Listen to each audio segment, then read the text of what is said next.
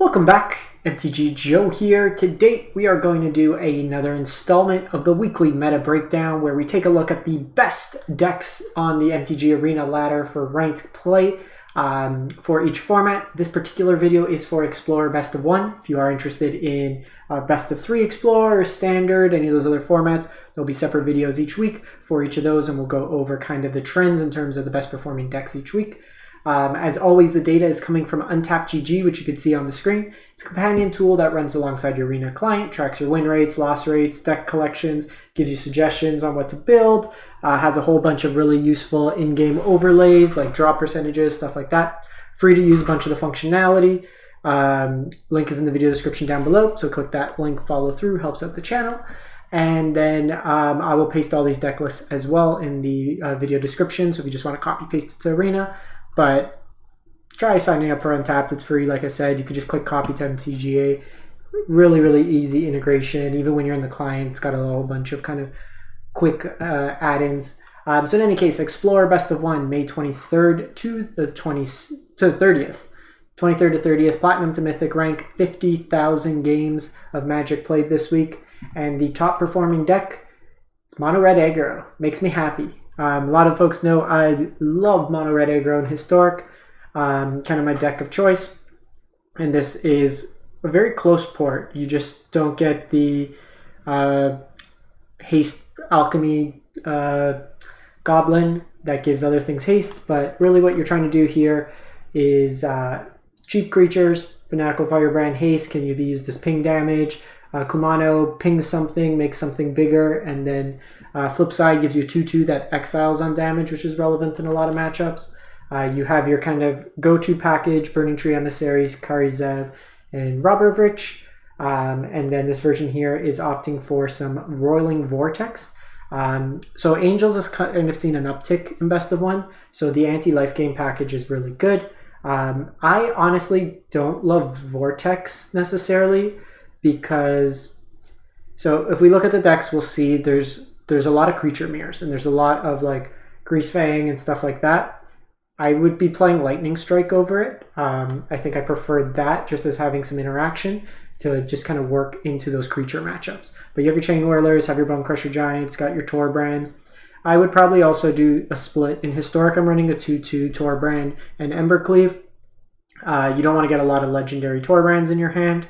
But just kind of a consideration there. And then you're playing a bunch of utility lines.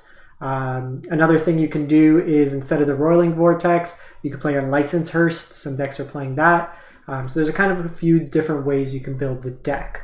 But 66% win rate, 67%, winning 2/3 of its games. Up next, Mono White Splash Green for Collected Company Angels. So we ran this. So there's a video on it if you want to take a look. What I did do was tweak the mana bases from the version. I noticed, so you don't really need a basic forest, and they're playing a lot of, there's 16 like dual lines already for only 1 pip, so you don't need a basic forest. Honestly, Boseiju is better served as another Cave of the Frost Dragon, just another white source. The Sunpetal Grove, so cut the forest for a plains, cut the Boseiju for a cave, and play another basic over Sunpetal Grove. I more often than not needed double white than I did the greens. I was never missing green, but I was often kind of screwed over with mono white. Also, this particular version here is opting to go with Inspiring Overseer over Skyclave Apparition.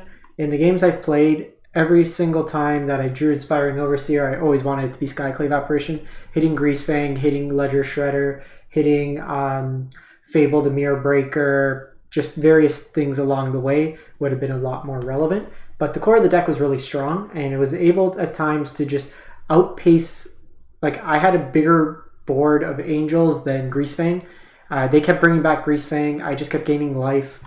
So you have like Giada that buffs your squad, Bishop of Wings, and Righteous Valkyrie can gain you a bunch of life. The Lunarch Veteran, Bishop of Wing, Resplendent Angel generates enough life that turn on turn 3 to generate another angel, kind of go just snowballing from there. Elspeth I was playing 2 of in the deck. I liked it. Good way to kind of dig for certain answers, and at times just plussing your individual threats to give them lifelink or first strike or vigilance was all relevant in the game. Up next, so there's kind of two flavors of Greasefang. I kind of brought them together. We have the Mardu and the Esper version. And really the core of this deck, if you're unfamiliar, this is a 64% win rate. It's you want to put stuff into your own graveyard, and then ideally put into play your graveyard Parhelion the second. And with Greasefang, you get to reanimate it, crew it right away, hit for 13 damage. Technically as early as turn 2 if you hit the nuts with Can't Stay Awake. So turn 1, Stitcher Supplier, hit exactly Greasefang and Parhelion. Turn 2, Can't Stay Awake. Oftentimes turn 3, 4. Otherwise, it's kind of a mid-range shell, the Mardu version. Voldaren Aperture, Blood Tithe Harvester. They create blood tokens that you can then discard stuff. You got Deadly Dispute package, Lightning Axe, Fable the Mirror Breaker. Soren can buy back things as well. And then you got the flagship in there as well. There's the Esper version, and this one's actually a little bit more dated. I'm going to try to find, I'll link it. It's kind of the same idea, but it's a Ledger Shredder version.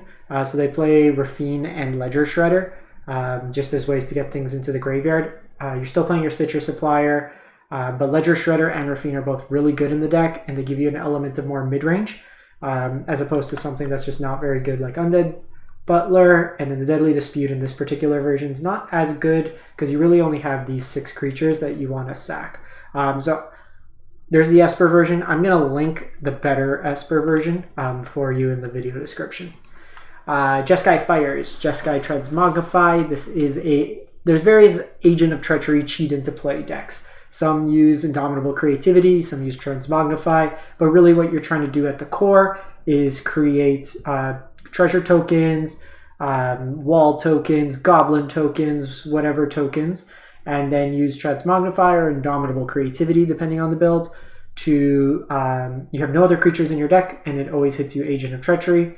You also have the ability to copy Agent of Treachery with a flipped Reflection of Kiki, or the Yorion Companion, which is hiding out down below.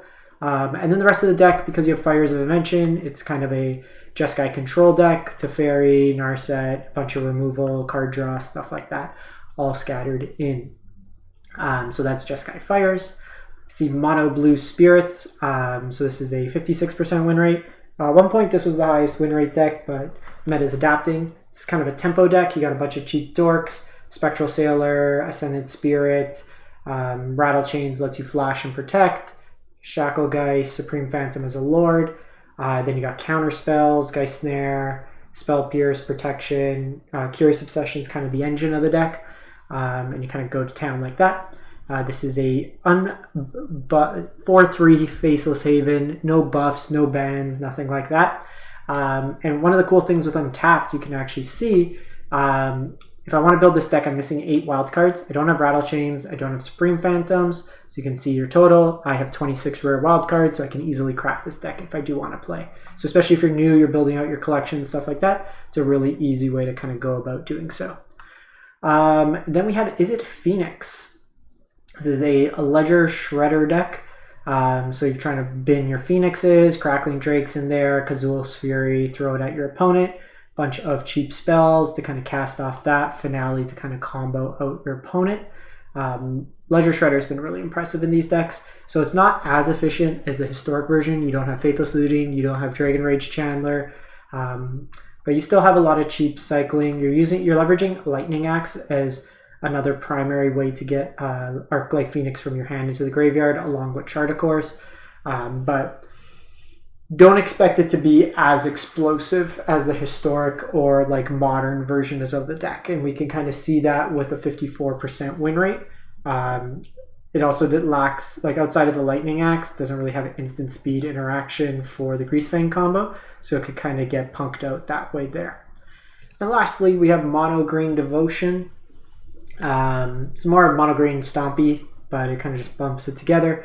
You have Pelt Collectors and Llanowar Elves on your 1-drops. Primal Might is just a scalable fight and pump spell. Oozes are really good in the graveyard-centric decks. Pack Leader for card advantage. Old Growth, Steel Leaf, just a bunch of good threats that can be hit by company. It's a great hedge deck. And then you got some Layers and Garum Bridges along with Boseiju in there. And that's like a 54% deck. All in all, I haven't been playing too much Explorer. I'm going to just start linking my Untapped profile. It's public if you do want to see what I'm running.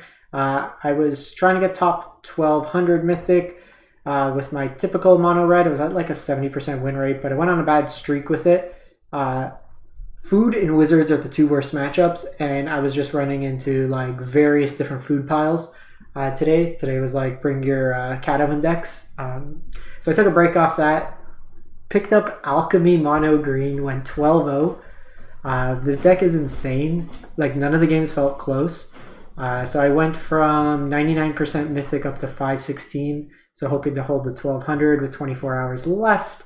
But I will link my profile. You can see all the decks that I play in here as well. So you can see all the tracking data, win rates, loss rates for various decks. You can see version history. So for example, if you want to see all the changes I've made, things I've tried out, stuff like that. You can also see, like, say, for example, let me find a longer game. This one went long. So if we click on this person, I can see what cards my opponent played. So it's a good way to see what your opponent's deck is. So kind of a cool way there.